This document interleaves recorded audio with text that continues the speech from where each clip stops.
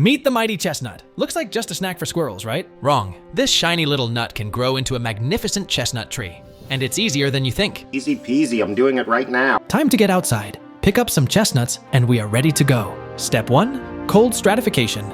Big words, simple action. Grab a damp paper towel, wrap your chestnut, and seal it in a plastic bag. Toss it in the fridge for 8 to 12 weeks. This mimics winter and tricks the chestnut into thinking it's hibernating. After this chilly vacation, it's go time. Check for a little sprout. That's your signal, it's ready. Step 2. Soil time. Use well-draining soil. Chestnuts hate soggy roots. Plant your sprouted chestnut about an inch deep with the root pointing down. Give it a comfy home and water sparingly. No swamp vibes, please. Step 3. Sunshine. Once you've got your chestnut planted, it's time for some light. As soon as that first leaf peeks out, your chestnut becomes a sun lover. Keep it in a bright spot indoors, or take it outside if it's warm enough. One cool thing about chestnut leaves, with their 5 split leaves, it kinda looks like a little palm once they get a new one.